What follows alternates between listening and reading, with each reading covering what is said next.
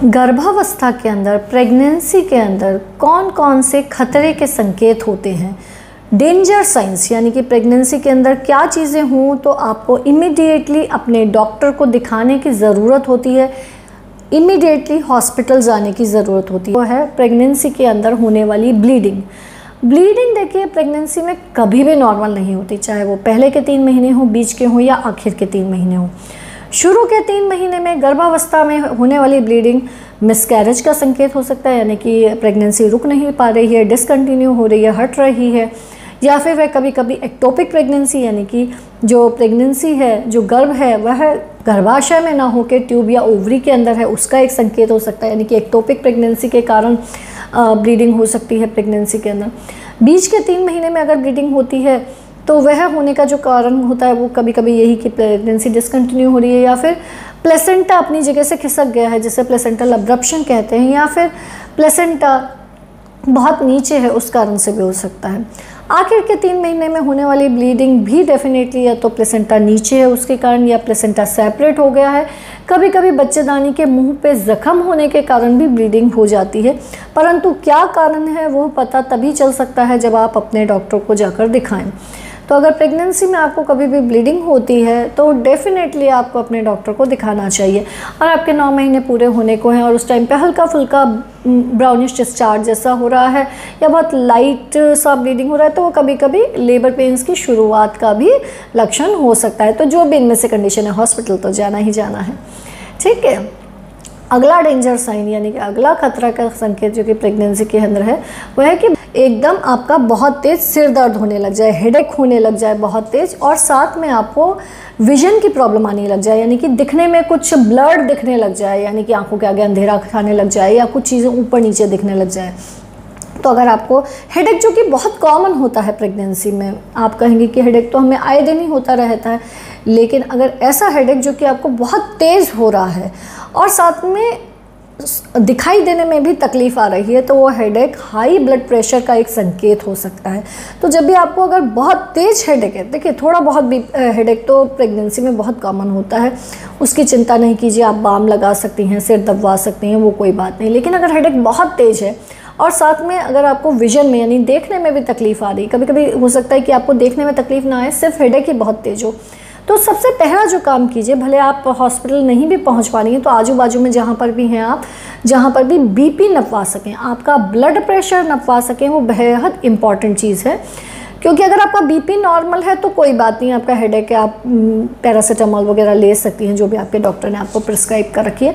परंतु अगर आपका बीपी बढ़ा हुआ है तो आपको इमीडिएटली हॉस्पिटल रश करने की ज़रूरत है, क्योंकि यह प्रेगनेंसी की एक ख़तरनाक समस्या, जिसे कि हम प्री-क्लैम्शिया कहते हैं या सिवियर PIH कहते हैं, उसका संकेत हो सकता है। यह अवस्था यूजुअली प्रेगनेंसी के 20 हफ्ते निकल जाने के बाद में आती है, यानी कि शुरू के 5 महीने जब निकल चुके होते हैं उसके बाद ये प्रॉब्लम यूजुअली अपीयर होती है। शुरू के 5 महीने जो हेडेक होता है वह यूजुअली इस कारण से नहीं होता है। तो अगर 5 महीने आपके निकल चुके हैं और फिर आपको सिवियर हेडेक हो रहा है तो सबसे पहला काम जो आपको करना है वह है आपका ब्लड प्रेशर नपवाना। ठीक है। अगला डेंजर साइन, यानी कि अगला खतरा का संकेत जो कि प्रेगनेंसी के अंदर है, वह है कि बहुत ज़्यादा आपको वॉमिटिंग हो रही है, बहुत ज़्यादा डायरिया हो रहा है।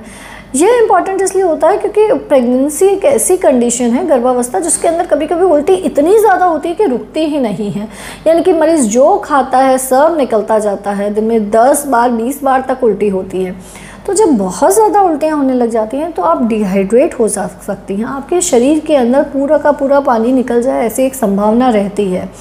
और फिर बॉडी में टॉक्सिन्स भी रिलीज़ होने लग जाते हैं, जब आपका शुगर लेवल भी ड्रॉप करने लग जाता है, बीपी भी ड्रॉप करने लग जाता है। तो अगर आपको बहुत ज़्यादा वॉमिटिंग है या बहुत ज़्यादा डायरिया है, डायरिया यूजुअली इन्फेक्शन के कारण होता है, वॉमिटिंग तो प्रेगनेंसी के कारण भी हो सकती है। तो अगर ऐसी, देखो एक आधी बार वॉमिटिंग तो हम भी नॉर्मल मानते हैं, लेकिन अगर ऐसा है कि वॉमिटिंग कुछ भी खा रहे हैं आप, सब कुछ निकल रहा है, कुछ रुक ही नहीं रहा, तो भी आप डेफिनेटली अपने डॉक्टर से संपर्क कीजिए, ताकि आपको वॉमिटिंग रुकने की दवाइयाँ दी जा सके, और अगर उससे रिजल्ट नहीं आता है तो फिर आपको ड्रिप्स चढ़ाई जा सके, यानी कि बॉटल चढ़ा के आपको लिक्विड दिया जा सके। अगला खतरे का संकेत ये है कि बच्चे के मूवमेंट्स कम हो जाएं सिग्निफिकेंटली। आपको लगे कि बच्चा पहले तो बहुत अच्छे से घूमता था, परंतु अब बच्चा घूम ही नहीं रहा है या बहुत कम घूम रहा है, क्योंकि अगर बच्चे का घूमना सिग्निफिकेंटली कम हो गया है तो वह एक संकेत हो सकता है कि अंदर बच्चे को किसी प्रकार की परेशानी हो रही है, या उसको ब्लड प्रॉपरली नहीं मिल रहा है, ब्लड फ्लो नहीं जा रहा है। अगर आपको कभी भी ऐसा लगे कि बच्चा कम घूम रहा है तो आप क्या कीजिए, सबसे पहले अपना सभी काम धाम बंद कर दीजिए। क्योंकि बहुत बार क्या होता है, बच्चा तो घूम रहा होता है लेकिन आपको पता नहीं चलता क्योंकि आपका दिमाग कहीं किसी और काम में बिजी होता है। तो अगर आपको लग रहा है कि बच्चा नहीं घूम रहा तो सबसे पहले अपना सभी काम वाम बंद करके कुछ ड्रिंक्स वगैरह यानी कि लिक्विड्स वगैरह कुछ लीजिए, एनर्जी ड्रिंक्स जैसे जूस पी लीजिए, या कुछ मिठाई वगैरह है मीठा खा लीजिए, और फिर लेट जाइए, अपना सब काम बंद कर दीजिए, मोबाइल वगैरह भी रख दीजिए, है ना, फ़ोन टीवी भी नहीं देखना है उस टाइम पे। और फिर काउंट कीजिए 2 घंटे में मिनिमम 10 बार बच्चा ज़रूर घूमना चाहिए। आपको लगे नहीं घूम रहा है तो डेफिनेटली आप हॉस्पिटल में संपर्क कीजिए, अपने गायनेकोलॉजिस्ट को दिखाइए। 5वां इम्पॉर्टेंट जो खतरे का संकेत रहता है वह होता है यूट्राइन कॉन्ट्रैक्शंस, यानी कि आपको लगे क्राम्स आ रहे हैं, बच्चेदानी एकदम हार्ड सी हो गई, पत्थर जैसी सी हो गई, या फिर पीरियड वाले क्राम्स से आपको लग रहे हैं। तो देखिए, अगर शुरू के 3 महीने में ये चीज़ आ रही है तो डेफिनेटली नॉर्मल नहीं है, क्योंकि इसके कारण प्रेगनेंसी हट सकती है, मिसकैरेज हो सकता है। तो भी आप अपने डॉक्टर को संपर्क कीजिए ताकि जो हार्मोन का सपोर्ट है वो बढ़ाया जा सके, ताकि ये क्राम्स रुक जाए।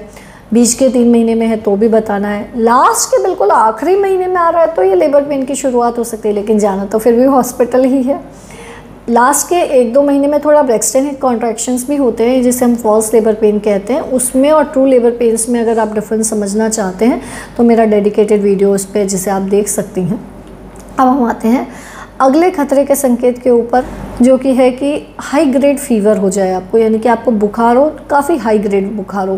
देखिए, बुखार में क्या होता है, बहुत सी बार क्या होता है, महिलाओं को काफ़ी तेज़ बुखार आ जाता है लेकिन महिला कोई दवाई नहीं लेती, ये डर के कि प्रेगनेंसी है तो बच्चे को नुकसान करेगी, परंतु वो ये नहीं समझ पाती कि ये जो इतना हाई ग्रेड फीवर है वह भी बच्चे को नुकसान करेगा। तो अगर आपको हाई ग्रेड फीवर है तो अपने डॉक्टर से संपर्क कीजिए ताकि उसका इलाज किया जा सके। सबसे पहले उसका कारण ढूंढा जाए कि क्यों आपको हाई ग्रेड फीवर है, वायरल है, मलेरिया है, डेंगू है, यूरिन इन्फेक्शन है, क्या है जिसके कारण आपको हाई ग्रेड फीवर है, और उसके हिसाब से ही आपका इलाज किया जाए। अगर आपको ताने आ जाती हैं, फिट्स आ जाते हैं, कन्वर्जन्स आ जाते हैं, जी हाँ, आपको सुन के लगेगा कि मैं इतनी डराने वाली बात क्यों कर रही हूँ, तो देखिए, प्रेगनेंसी में फिट्स भी आ सकते हैं, क्योंकि कभी कभी क्या होता है, प्रेगनेंसी में बीपी बढ़ जाता है, ब्लड प्रेशर बढ़ जाता है, जिसका महिला को पता ही नहीं पड़ता है, तो उसमें एकदम सीधे कन्वर्जन्स आ जाते हैं, ताने आ जाती हैं। तो अगर ऐसा कुछ भी हो तो भी आपको इमीडिएटली हॉस्पिटल ले जाने की ज़रूरत रहती है, क्योंकि ऐसी कंडीशन में बच्चे की तरफ जाता हुआ ब्लड सप्लाई बहुत बार एकदम रुकने की संभावना रहती है। तो अगर कन्वर्जन्स आते हैं, ताने आती हैं, फिट्स आते हैं, तो डेफिनेटली आपको हॉस्पिटल ले जाने की ज़रूरत है। अगर आपका पानी छूट जाता है, लीकिंग हो जाती है, तो भी हॉस्पिटल रश करने की ज़रूरत है, क्योंकि लीकिंग कितने ही महीने पे हो, अगर वो 5वें महीने पे हो तो भी हमें डिलीवरी करानी पड़ेगी, भले ही वो 9th मंथ पे हो तो भी हमें डिलीवरी करानी पड़ेगी। तो अगर लीकिंग हो जाती है यानी कि पानी छूट जाता है तो भी आपको हॉस्पिटल जाने की ज़रूरत रहेगी। सबसे last but not the least जो एक डेंजर साइन है वो है कि आपके पेट में बहुत तेज़ दर्द होने लग जाए। अब आप कहेंगे पेट दर्द तो फिर से प्रेगनेंसी में कभी होता ही रहता है, तो देखिए जी हाँ, थोड़ा बहुत पेट दर्द तो होना नॉर्मल है, गैस होना बहुत नॉर्मल है जिसके कारण पेट दुखता ही रहता है। तो नॉर्मली जब प्रेगनेंसी के कुछ महीने होते हैं तो महिला को अपना गैस वाला पेट दर्द दूसरे पेट दर्द से डिफ्रेंशिएट करना आता है।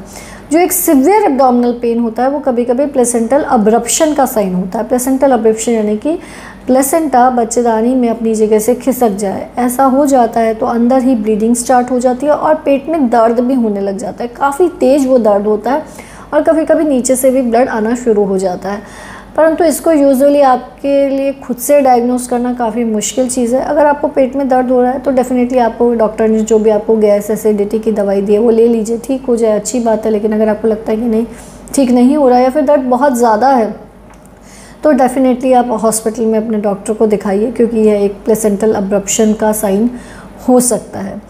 तो ये हैं वो सिम्टम्स जिनसे कि हमें पता चलता है कि अंदर कुछ दिक्कत जैसी बात चल रही है। ऐसा कुछ भी हो तो डेफिनेटली इमीडिएटली हॉस्पिटल में संपर्क कीजिए। इसके अलावा अगर आप और भी डिटेल्स जानना चाहते हैं प्रेगनेंसी के रिगार्डिंग कि बच्चा उल्टा हो तो क्या करें, पानी कम हो क्या करें, तो डेडिकेटेड वीडियोस उनके ऊपर हैं, आप उन्हें ज़रूर देख सकते हैं। नॉर्मल डिलीवरी किस प्रकार से होती है उसके ऊपर ज़रूर देखिएगा ताकि आपको एक जनरल आइडिया उस चीज़ के ऊपर अच्छे से आ जाए। फिर भी कोई कन्फ्यूजन हो तो आप कमेंट बॉक्स में लिख के पूछ सकते हैं। चैनल को सब्सक्राइब कीजिए। धन्यवाद।